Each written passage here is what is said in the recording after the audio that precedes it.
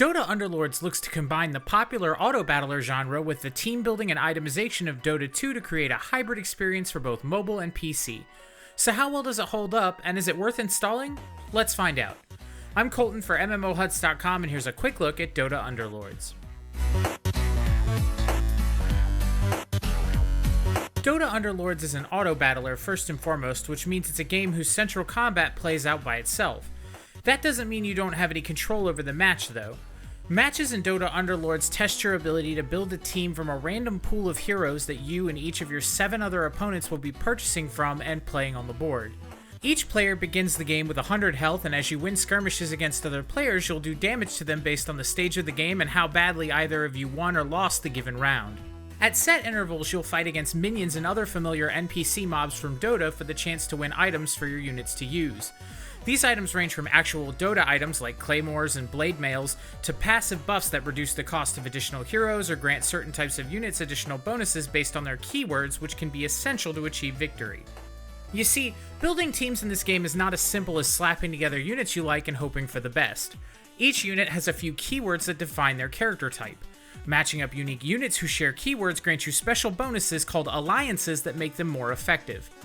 For example, Witch Doctor and Troll Warlord featured the Troll Alliance. Having at least 2 trolls on the field grants all trolls additional attack speed. Having 4 trolls on the field further increases this buff. Pair this with Coordinated Assault Tier 2 item and the trolls will grant their attack speed bonuses to adjacent units regardless of their typing. It'll take more than a good composition to win though. Units' positions on the board matter for their abilities, so how you place your units on the board makes a good deal of difference in the outcome of battles. With the Troll Knight composition I've been using, I've found it's easy to form your trolls on the middle of the board and surround them with knights to keep assassins off your back line. Items like Force Staff for casters also help with this, since they allow you to move an enemy unit up to 6 cells away from the equipped character. This kind of strategizing is the crux of the gameplay for Dota Underlords. You'll earn gold each round that you must manage between spending it on more heroes, buying XP to raise your level which allows you to deploy more heroes at once, and re-rolling your pool of heroes when you're given a set that you can't do anything with. You'll earn additional gold for winning streaks and a smaller amount of gold if you're on a losing streak to try and help you claw your way back.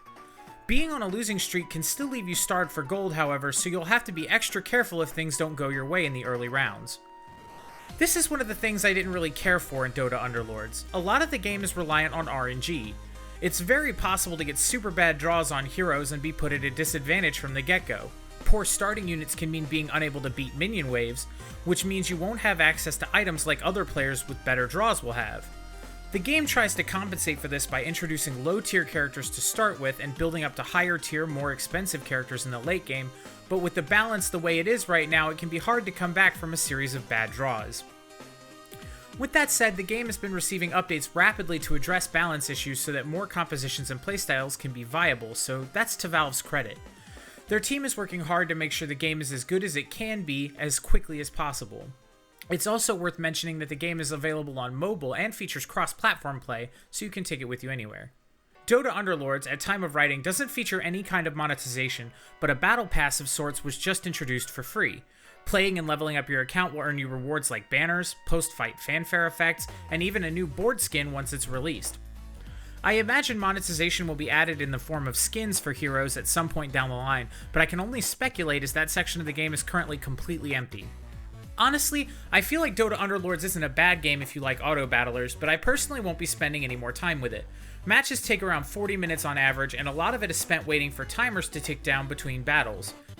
Sure, there's a lot of that time spent buying units and working on your team comp, but for all the time invested, I'd rather play actual Dota. If, however, you're hardcore into auto-battlers and idle games, and you want to play one with a heavy strategy focus, Dota Underlords may be just the game for you.